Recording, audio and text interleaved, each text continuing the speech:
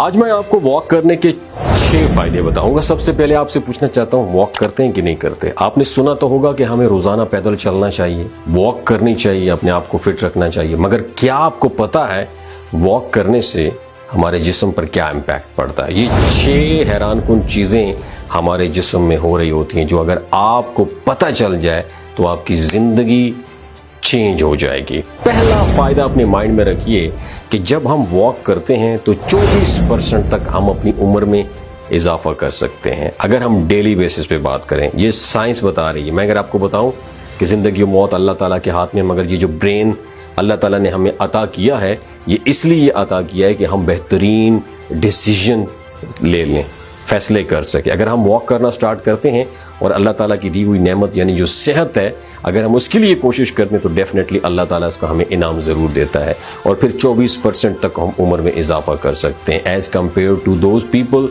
Who जो walk नहीं करते। उनके बनिस्बत 24% आप अपनी उम्र में इजाफा कर सकते हैं। पहला फ़ायदा। दूसरा फ़ायदा याद रखें कि जो कि हम अक्सर बहाने बना रहे होते हैं कि हमें पैदल नहीं चल सकते हम, क्योंकि मुझे बॉडी में पहले ही जिस्मों में दर्दें हैं, मेरे जॉइंट्स में पेन रहती है, मेरी नी में पेन रहती है, मेरे हिप्स में बहुत दर्दें होती हैं, जो हम अक्सर शिकायतें करते हैं। दरअसल इन तमाम शिकायतों का इलाज ही वही होता है, यानी जिस वजह से हम पैदल नहीं चलते उसका तो इलाज ही वॉक है और पैदल चलना है। ये रिसर्चेस बताती हैं कि जो लोग वॉक करते हैं वो आर्थराइटिस से दूर रहते हैं, उनके मसल्स स्ट्रांग रहते हैं, उन जो उनको पेन्स फील हो रही होती हैं वो पेन्स भी उनको फिर फील नहीं होती और काफ़ी हद तक उनके मसल्स स्ट्रांग हो जाती हैं, फिर वो पेन फ्री लाइफ गुजारते हैं। इसी वजह से अगर आप अपने पेन की वजह से डॉक्टर के पास जाते हैं तो डॉक्टर सबसे पहली चीज़ आपसे पूछता है कि क्या आप वॉक करते हैं। सो अगर आप वॉक करते हैं तो डेफिनेटली आपके पेन के लेवल अगर ज़्यादा हैं तो वो भी कम हो जाएंगे।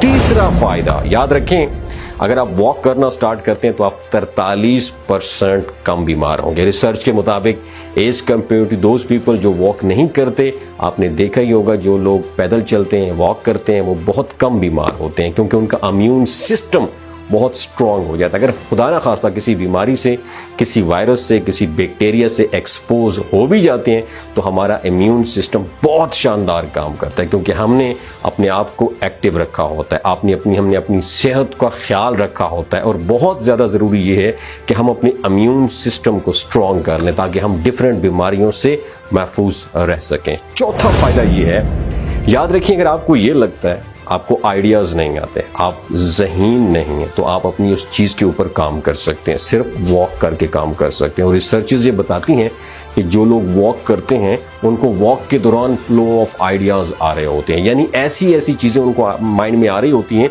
जो उन्होंने कभी पहले सोची नहीं होती और उनको फ़ौरन से वो चीज़ें क्लिक करती हैं। फिर उन आइडियाज़ के ऊपर वो लोग काम करना स्टार्ट कर देते हैं क्योंकि हम अपने आप को फिर टाइम दे रहे होते हैं, हमें वो आइडियाज़ आ रहे होते हैं जो हम रेडी रूटीन में होते हैं तो हम अपने आप को क्योंकि टाइम ही नहीं दे पाते, हम अपने साथ वक्त ही नहीं गुजारते, हम कहीं ना कहीं दुनिया की रंगीनियों में गुम हो जाती हैं, भूल भुलाइयों में गुम हो जाती हैं, फिर वो आइडियाज़ जो हमें आने होते हैं वो कभी नहीं आते।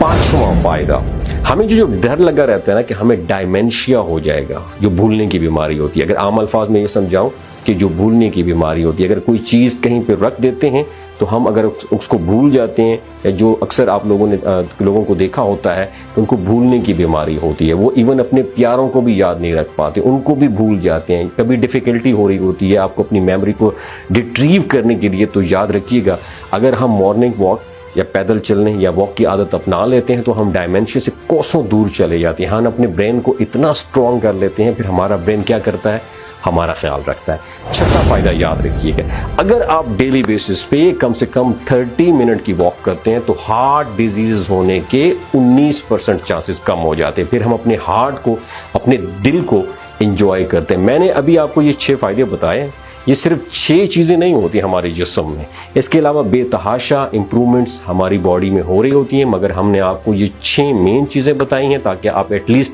अभी से वॉक करना स्टार्ट कर दें। सो अगर आपको पहले रीज़न नहीं मिल रही थी कि आपको वॉक करनी चाहिए या नहीं करनी चाहिए, तो ये 6 रीज़न आई थिंक आपके लिए काफ़ी हैं। आपको आज से ही वॉक करनी स्टार्ट करनी चाहिए। अगर ये वीडियो अच्छी लगी हो दूसरों के साथ ज़रूर शेयर कीजिए। अपना और अपने साथ जुड़े रिश्तों का ख्याल रखिए। अल्लाह हाफ़िज़।